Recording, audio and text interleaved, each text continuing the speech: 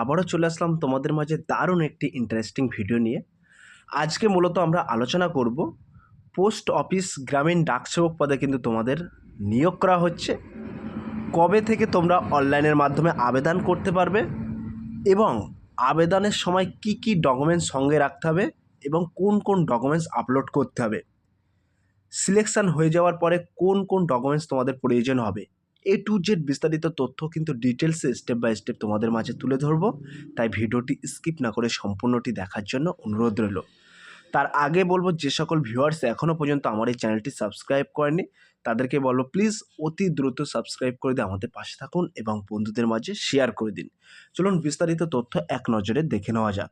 প্রিয় ভিউয়ার্স, তোমরা এখানে দেখতেই পাচ্ছ এক নজরে বলা হয়েছে আবেদন করার সময় কোন কোন ডকুমেন্টস সঙ্গে রাখতে হবে, আরও বলা হয়েছে কোন কোন ডকুমেন্টস আপলোড করতে হবে, এরপর বলা হয়েছে সিলেকশনের পর কোন কোন ডকুমেন্টস প্রয়োজন হবে, তারপরে কিন্তু বলা হয়েছে কেন্দ্রীয় সরকারের কাস্ট সার্টিফিকেট অর্থাৎ OBC, NCL, central, SC, ST, EWS এই সমস্ত তথ্য নিয়ে কিন্তু আজকে এই ভিডিওর মাধ্যমে আলোচনা করব। তো কবে থেকে তোমরা অনলাইনের মাধ্যমে আবেদন করতে পারবে সেটাও কিন্তু তোমাদেরকে জানিয়ে দেবো এবং ডেসক্রিপশন বক্সে লিঙ্ক দিয়ে দেবো, সেই লিঙ্কে ক্লিক করেই কিন্তু তোমরা সরাসরি আবেদন প্রক্রিয়া সম্পূর্ণ করতে পারবে। সো প্রিয় ভিউয়ার্স, তোমরা এখানে দেখতেই পাচ্ছ উল্লেখ করা আছে, বলা হয়েছে আবেদন করার সময় কোন কোন ডকুমেন্টস সঙ্গে রাখতে হবে।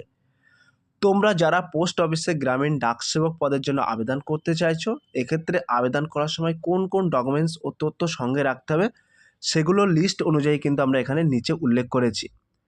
তো প্রথমত তোমাদেরকে বলে রাখি, মাধ্যমিকের অ্যাডমিট কার্ড এবং মাধ্যমিকের মার্কশিট, তারপরে কিন্তু উল্লেখ করা আছে পাসপোর্ট সাইজ রঙিন ফটোগ্রাফ, তারপরে উল্লেখ করা আছে আধার কার্ড, তারপরে উল্লেখ করা আছে সিগনেচার, তারপরে উল্লেখ করা আছে বৈধ মোবাইল নম্বর এবং বৈধ ইমেল আইডি। এই সমস্ত গুরুত্বপূর্ণ ডকুমেন্টস কিন্তু তোমাদের সঙ্গে রাখতে হবে এবং কোন কোন ডকুমেন্টসগুলো আপলোড করতে হবে সেটাও কিন্তু আমরা এখানে আলোচনা করব। তো তোমরা এখানে দেখতেই পাচ্ছ কোন কোন ডকুমেন্টস আপলোড করবে সেটা কিন্তু আমরা এখানে উল্লেখ করা আছে। বলা আছে আবেদন করার সময় যে সকল ডকুমেন্টস সঙ্গে রাখা প্রয়োজন হলেও শুধুমাত্র কয়েকটি ডকুমেন্টস আপলোড করতে হবে, কারণ বাকি ডকুমেন্টসগুলো থেকে শুধুমাত্র তথ্য নিয়ে ফর্মটি পূরণ করা হবে। আবেদন করার সময় শুধুমাত্র কিন্তু এখানে যে ডকুমেন্টসগুলো আপলোড করা হবে সেই ডকুমেন্টস হলো পাসপোর্ট সাইজ রঙিন ফটোগ্রাফ এবং 2 নম্বরে উল্লেখ করা আছে সিগনেচার আপলোড করতে হবে। এই দুটো জিনিস কিন্তু তোমাদের আপলোড করতে হবে। তো ডকুমেন্টসের নাম, ফাইল ফরম্যাট, ফাইল সাইজও কিন্তু আমরা এখানে উল্লেখ করেছি। তো এখানে তোমরা দেখতে পাচ্ছ 1 নম্বরে আমরা উল্লেখ করেছি সাম্প্রতিক ছবি অর্থাৎ রিসেন্ট ফটোগ্রাফ জেপিএস এবং জেপিইজি এর মাধ্যমে কিন্তু 50 কেবির মাধ্যমেই কিন্তু তোমাদেরকে অর্থাৎ ফাইলটা তোমাদের আপলোড করতে হবে। 50 কেবির বাইরে হলে কিন্তু আপলোড নেবে না। এবং সিগনেচারটাও কিন্তু আমরা এখানে উল্লেখ করে দিয়েছি, তোমরা দেখতেই পাচ্ছ ওখানে উল্লেখ করা আছে 2 নম্বরে বলা হচ্ছে সই বা সিগনেচার। এটা কিন্তু এই ফরম্যাট জেপিএস এবং জেপিইজি ফরম্যাটে কিন্তু তোমাদের আপলোড করতে হবে। এটাও কিন্তু 50 কেবির মধ্যে হতে হবে, তবেই কিন্তু আপলোড হবে। এইবার আমরা খুবই গুরুত্বপূর্ণ একটি ভিডিও নিয়ে অর্থাৎ পরবর্তী একটি স্টেপ নিয়ে চলে এসেছি। তোমরা দেখতেই পাচ্ছ সিলেকশনের পর কোন কোন ডকুমেন্টস প্রয়োজন হবে, এটা কিন্তু ভেরি মোস্ট ইম্পর্টেন্ট।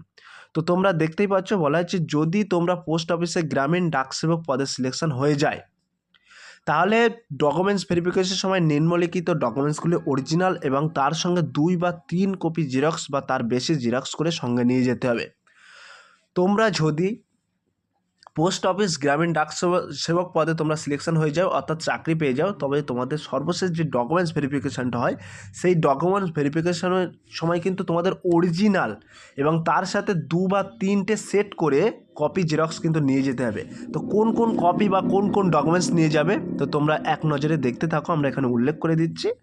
তো বলা হয়েছে মাধ্যমিকের অ্যাডমিট কার্ড, 2 নম্বরে বলা হচ্ছে মাধ্যমিকের মার্কশিট, 3 নম্বরে বলা হচ্ছে আধার কার্ড, 4 নম্বরে বলা হচ্ছে জন্ম সার্টিফিকেট অর্থাৎ ডেট অফ বার্থ প্রুফ, 5 নম্বরে বলা হচ্ছে কাস্ট সার্টিফিকেট, 6 নম্বরে বলা হচ্ছে EWS সার্টিফিকেট। যদি EWS কোটা থেকে তুমি আবেদন করেছো তাহলে কিন্তু তোমার EWS সার্টিফিকেট লাগবে। এবং 7 নম্বরে বলা হচ্ছে PWD সার্টিফিকেট যদি থাকে PWD সার্টিফিকেট। এবং 8 নম্বরে কিন্তু বলা হচ্ছে পাসপোর্ট সাইজ রঙিন ফটোগ্রাফ। এবং 9 নম্বরে বলা হচ্ছে কম্পিউটার সার্টিফিকেট সর্বনিম্ন 6 মাস যুক্ত কোর্স। তোমাদের কিন্তু ন্যূনতম 6 মাসের একটা কোর্স করতে হবে, বেসিক কোর্স, সেই সার্টিফিকেট কিন্তু তোমাদের নিয়ে যেতে হবে। এবং 10 নম্বর বলা যে মেডিকেল সার্টিফিকেট, তোমরা কোনো লোকাল গভর্নমেন্ট হসপিটাল থেকে কিন্তু তোমরা একটা মেডিকেল সার্টিফিকেট তোমাদেরকে নিয়ে যেতে হবে, বা তোমরা একটা মেডিকেল করিয়ে নেবে।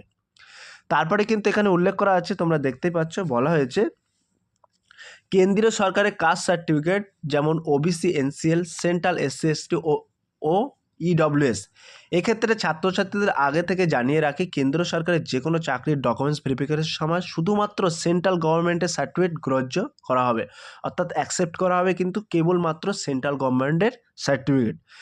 যেহেতু জিডিএস হলো কেন্দ্র সরকারের চাকরি, তাই এক্ষেত্রে কেন্দ্র কাস্ট সার্টিফিকেট গ্রাহ্য করা হবে। রাজ্য যে কাস্ট সার্টিফিকেট এবং ইডব্লিউএস সার্টিফিকেট সেগুলো রয়েছে সেগুলো কিন্তু গ্রাহ্য করা হবে না, কেবলমাত্র কিন্তু তোমাদের কেন্দ্র সরকারের যে সার্টিফিকেটগুলো আছে সেইগুলো কিন্তু গ্রাহ্য হবে। তো জিডিএস নিয়োগের অফিসিয়াল বিজ্ঞপ্তি দেওয়া হয়েছে, নোটিফিকেশান কেন্দ্রীয় সরকারের কাস্ট সার্টিফিকেট ফরম্যাটগুলি দেওয়া হয়েছে। তবে অবশ্যই নিচে দেওয়া লিঙ্ক থেকে অফিসিয়াল নোটিফিকেশান ডাউনলোড করে কেন্দ্রীয় সরকারের কাস্ট সার্টিফিকেট আগে থেকে বানিয়ে রাখো, কারণ এটি একটি দীর্ঘ প্রক্রিয়া বা মেরিট লিস্ট বেরোনোর পর তোমার হাতে সময় থাকবে মাত্র 1 সপ্তাহ থেকে 10 দিন সময় থাকে।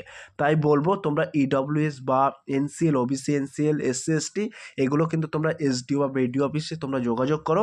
আর এই রিলেটেড একটা ভিডিও কিন্তু আমি বানিয়েছি, তোমরা সেন্ট্রাল গভর্নমেন্টের এসসি, এসটি, ইডব্লিউএস সার্টিফিকেট কীভাবে পাবে সেটা কিন্তু আমি ভিডিও বানিয়ে রেখেছি। তো আমি ডিসক্রিপশন বক্সে লিঙ্ক দিয়ে দেবো, সেই লিঙ্কে ক্লিক করে কিন্তু তোমরা সরাসরি দেখে নিতে পারবে কোথায় জমা দেবে, কী কী ডকুমেন্ট জমা, এ টু জেড বিস্তারিত তথ্য ডিটেলস কিন্তু আলোচনা করা হয়েছে। সো প্রিয় ভিউয়ার্স, তোমরা এখানে দেখতেই পাচ্ছ উল্লেখ করেছি অফিসিয়াল বিজ্ঞপ্তি ডাউনলোড করুন। তো আমরা ডেসক্রিপশন বক্সে একটি লিঙ্ক দিয়ে দেবো, সেই লিঙ্কে ক্লিক করে কিন্তু অফিসিয়াল বিজ্ঞপ্তিটা ডাউনলোড আকারে কিন্তু তোমরা ডাউনলোড করে নিতে পারবেন। এবং পোস্ট অফিস গ্রামীণ ডাক সেবক জিডিএস অফিসিয়াল ওয়েবসাইটটাও কিন্তু আমরা এখানে মেনশন করেছি, তোমরা দেখতেই পাচ্ছ। এই ওয়েবসাইটের মধ্যে গিয়ে তোমরা কিন্তু খুঁটিনাটি বিস্তারিত তথ্য কিন্তু তোমরা জেনে নিতে পারবে, এবং কত তারিখ থেকে তোমরা আবেদন করতে পারবে সেটা কিন্তু ভিডিও শেষে আমি তোমাদেরকে দেখিয়ে দিচ্ছি। তো প্রিয় ভিউয়ার্স, তোমাদের কাছে একটাই অনুরোধ, তোমরা যারা পোস্ট অফিসে গ্রামীণ ডাক সেবক পদের জন্য আবেদন করতে চাইছো তোমরা অবশ্যই অত্যন্ত সাবধানতার সহিত ফর্ম ফিল আপ করবে, কারণ এই নিয়োগের ক্ষেত্রে কিন্তু কোনো রকম পরীক্ষা হয় না, শুধুমাত্র মাধ্যমিকের নাম্বার ঠিকঠাক ফর্ম ফিল আপ করেছো কিনা তা দেখেই কিন্তু মেরিট লিস্ট প্রকাশ করা হয়। তো যে সকল প্রার্থীদের একটু মাধ্যমিকে ভালো নাম্বার আছে তারা কিন্তু এখানে সিলেক্টেড হওয়ার চান্স অনেকটাই বেশি থাকে।